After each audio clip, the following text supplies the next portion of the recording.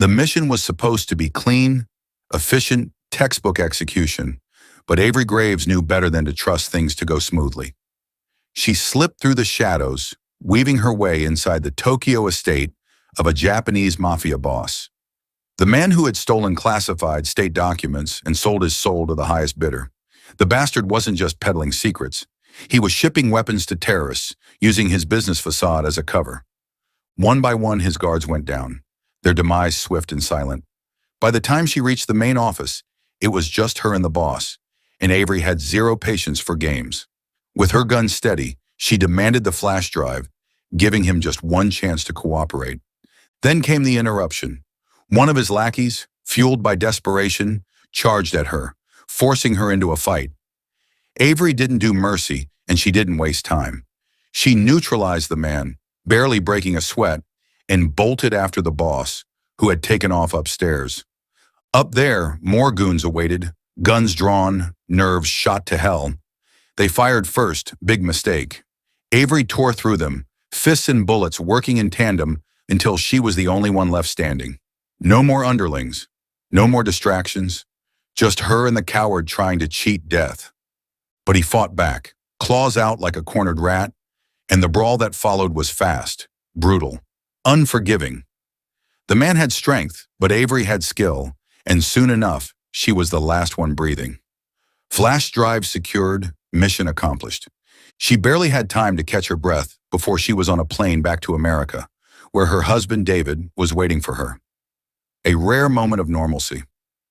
The next day, Avery was back at CIA headquarters, handing over the drive to Jarvis Headland, her boss, who never failed to admire her perfect execution. But there was no time for celebration. A new name had surfaced. Kaylee, a ruthless Russian assassin responsible for the deaths of 2 CIA agents in South Africa.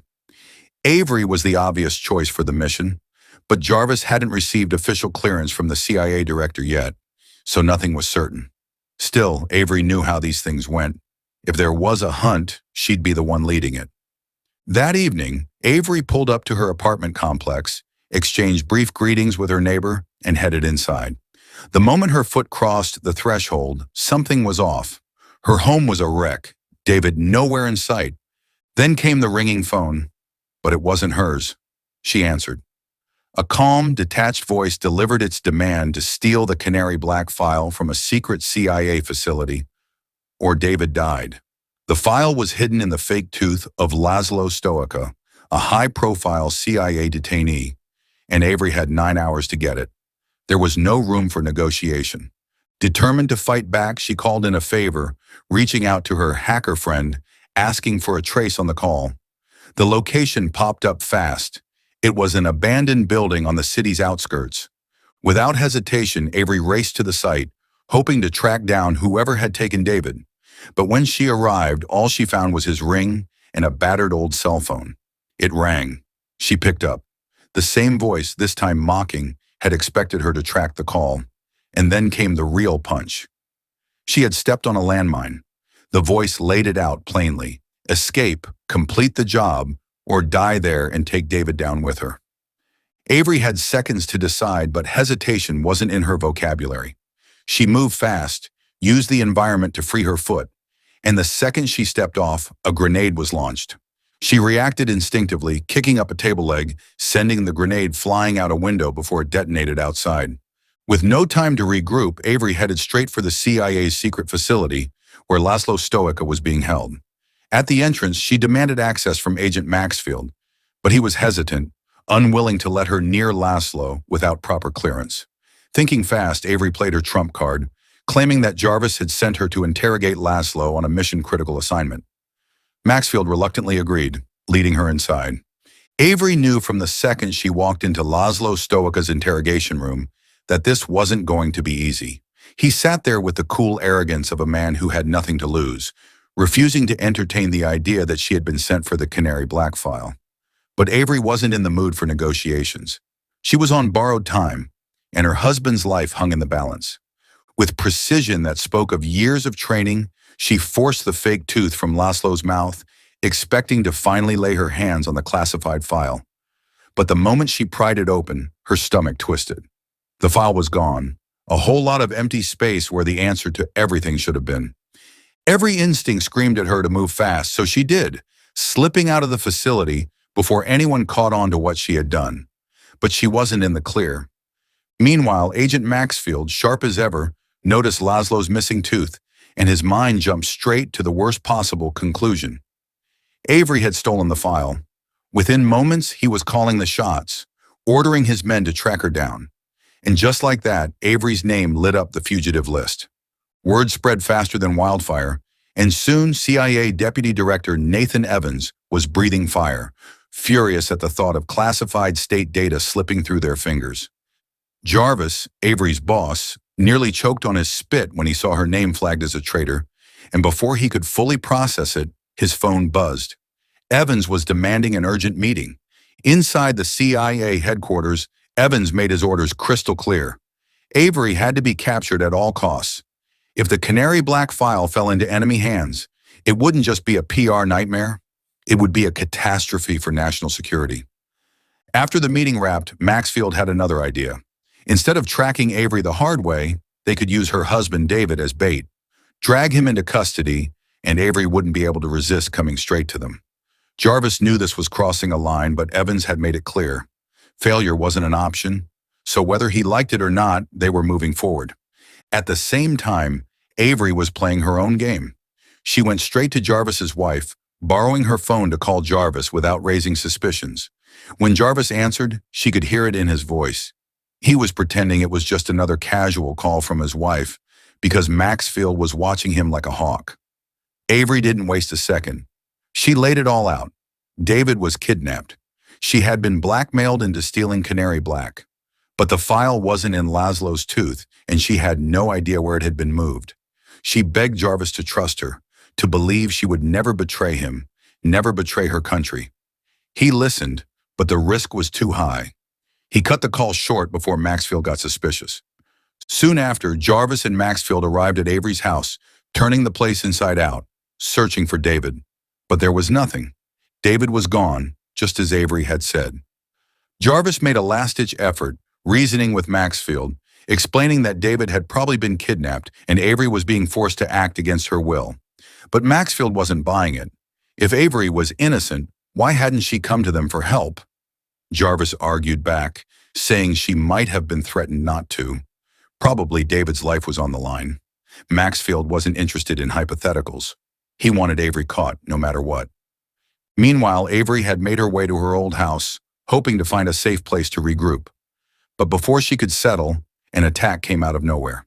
She fought back with everything she had, managing to defeat her assailant. Then his phone rang.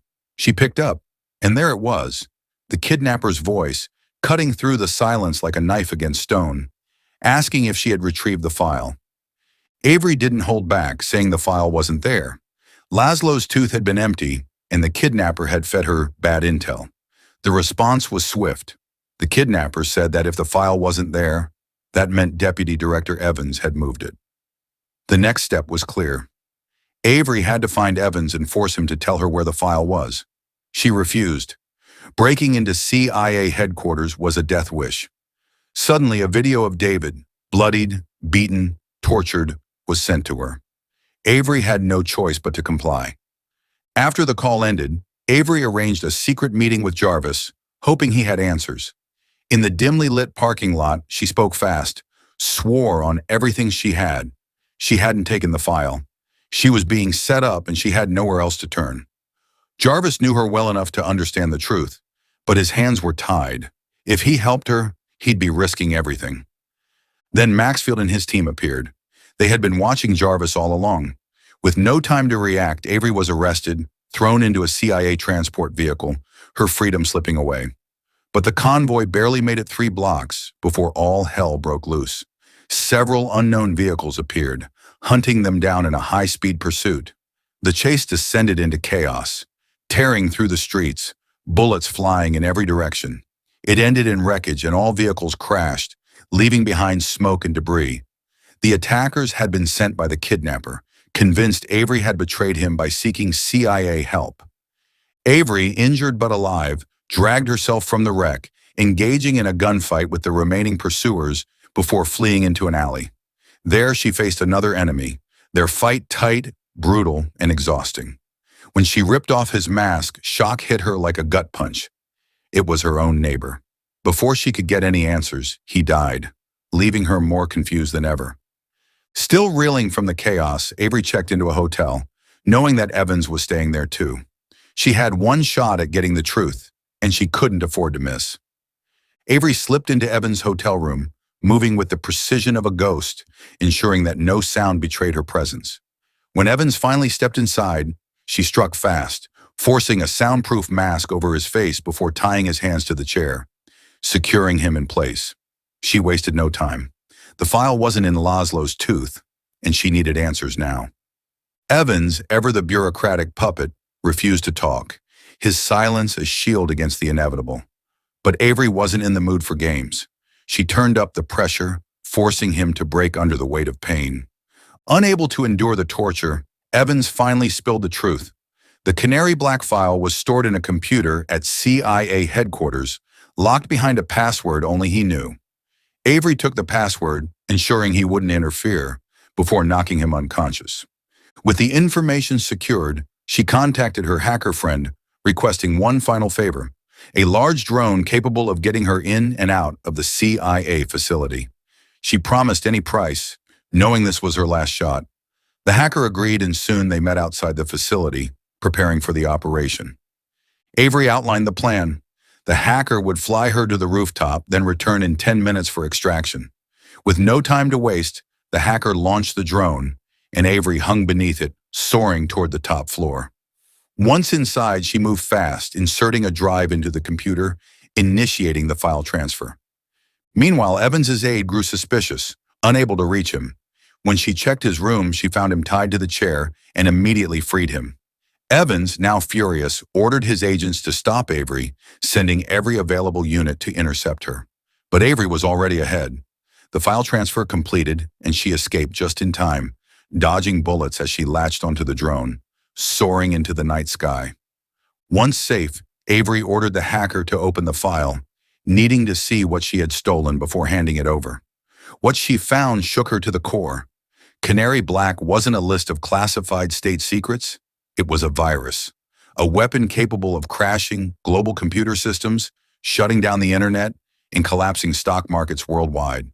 With one keystroke, the file could paralyze entire nations, cutting off power grids and communication networks.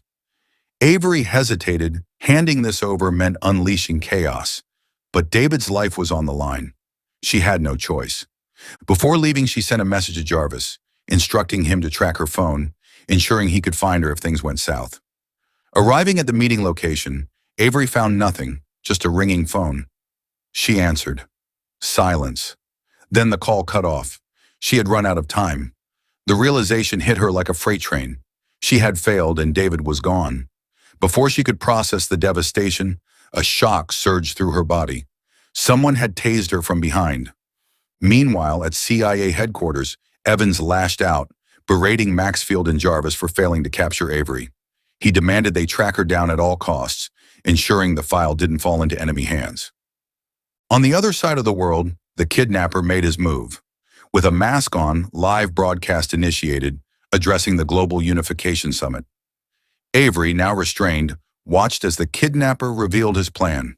He had accessed Canary Black, and now he was demanding a ransom, 1% of each nation's GDP, roughly $1 trillion. To prove his power, he targeted Singapore, cutting off all electricity, plunging the nation into darkness. The heads of state panicked, scrambling to transfer the ransom, desperate to prevent their countries from collapsing. Meanwhile, Jarvis tracked Avery's phone, arriving at the kidnapper's hideout. He eliminated the guards, slipping inside, but was quickly captured, forced before the kidnapper himself. Jarvis's blood ran cold.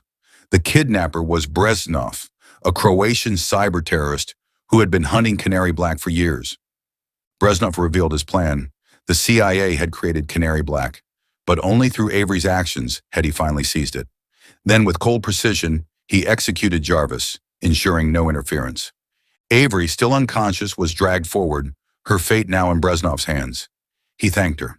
Because of her, he had everything he needed.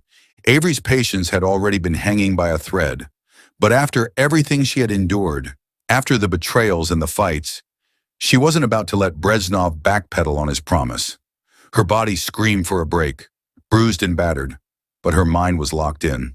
She wanted David back, wanted an end to this nightmare, and she wasn't leaving without answers. Brezhnov, ever the twisted mastermind, wore that smug grin that made Avery's blood boil, and with a lazy flick of his wrist, he gestured for one of his henchmen to drag David into the room. Avery barely held herself together when she saw him, his face swollen, his body wrecked, but still standing. Somehow, through it all, he hadn't cracked. That tiny bit of hope was short-lived. With zero hesitation, Brezhnov raised his gun and fired a round straight into David's stomach, his expression untouched by remorse. No theatrics, no threats, just brutal execution. He gave them 20 minutes, enough time to say their last words before they were both wiped off the map. Then, as if the scene wasn't grim enough, he swaggered out of the room, undoubtedly feeling high and mighty now that several nations had already started pouring money into his ransom demands. Avery barely had time to think, barely had time to process the weight of everything happening before her eyes, when suddenly David moved fast, faster than any man that injured should have been able to. Before their captors had the chance to react, David had torn through them, taking down the guards like they were nothing, like it was routine. Avery just stood there for a second, processing what she had just witnessed. There had been no hesitation, no uncertainty, no struggling against the pain he had just endured. David wasn't just fighting to survive. He was fighting like someone trained for this, someone who had done it before, probably more times than she could count. Her instincts kicked in before her emotions could get the better of her, her gun snapping up between them as soon as the dust settled. Her finger hovered over the trigger, her heartbeat pounding against her ribs, because suddenly she had no clue who she had been married to. David didn't even flinch. He sighed, his voice heavy, as if he had prepared for this moment a long time ago, yet dreaded it just the same. This was the conversation he had never wanted to have. Then the truth spilled out. David, her husband, the man she had trusted, the man she had loved, was Kaylee, the legendary assassin she and Jarvis had been hunting down for months. The reason she had never found him was because he had been sleeping right next to her all along. Avery felt the weight of every mission, every lead, every moment she had spent combing through evidence with Jarvis. All of it had been wasted effort because she had been chasing someone she thought she knew, someone she thought she could trust. David had kept his identity hidden, convinced that revealing it would only put her in danger. The irony of it all was suffocating. He admitted he could have wiped out Brezhnov and his men long before any of this had escalated, but doing so would have raised Avery's suspicions, would have forced him to tell her the truth before he was ready. Now, with no more lies left to tell, he asked for her forgiveness, promised he would fix everything, clean up the mess, as long as she could find it in herself to trust him one more time. But Avery had nothing left to say. Without a word, she turned away, leaving him behind as she went after Brezhnov. She didn't need more betrayal. She needed to end this. The moment she stepped into the hallway, her breath hitched in her throat. Jarvis lay there, lifeless, his body a cruel reminder of how far Brezhnov had taken things. The man she had considered family, the man who had guided her career, the man who had given her purpose, had gone. Her grief burned into rage, her anger fueling her every step as she stormed toward Brezhnov, barely holding herself back from tearing the entire facility down with her bare hands. Meanwhile, Brezhnov basked in his temporary victory, watching his bank account swell with ransom money from desperate governments. Then the power cut out. Brezhnov barely had time to curse before Avery and David attacked, launching into the fight they had been waiting for. With David's help, Avery tore through Brezhnov's army, eliminating them one by one. But Brezhnov wasn't dumb enough to go down without an escape plan. As the last of his forces fell, he grabbed his laptop, the one holding Canary Black, and bolted, his right-hand man at his side. Avery didn't hesitate. She chased them down, the pursuit ending in an abandoned bar, one of Brezhnov's hideouts.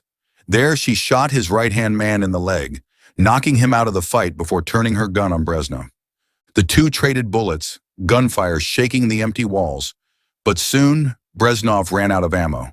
A sick grin stretched across his face as he tossed his weapon aside, challenging her to finish this in hand-to-hand combat. Avery didn't hesitate. As they fought, his injured henchman, still alive, still scheming, activated Canary Black, targeting every country that had refused to pay the ransom. Avery barely registered the threat, her mind locked on finishing Brezhnev before the virus went live. The countdown was ticking down, but she fought harder, faster, landing the final blow before he could watch his plan unfold. The second he hit the ground, she grabbed his laptop and deactivated Canary Black, ensuring it never reached the outside world. She had done it. The world was safe. Not long after, David appeared, his wounds barely slowing him down as he begged for forgiveness. He swore his love had been real, that he had never meant to lie, that he wanted her to understand why he had kept his secret. But Avery had heard enough lies to last her a lifetime. She refused to entertain his apology, refused to pretend like love could survive deception. Soon Evans and his team arrived, forcing David to disappear into the shadows. Avery stayed behind. Even though she knew she'd be arrested, she wasn't going to run. The next day, she sat across from Evans, who looked ready to make her pay for every stunt she had pulled. Even though he knew she was innocent, he wanted his own revenge, wanted her to suffer for humiliating him. But before he could lay a hand on her, the president's aide entered, dismissing him on the spot. She had a message for Avery, and it didn't involve punishment. The president was grateful. Avery had saved the world, and as a reward, she would receive a sizable bonus. Her name had been cleared, but her trust wasn't coming back anytime soon.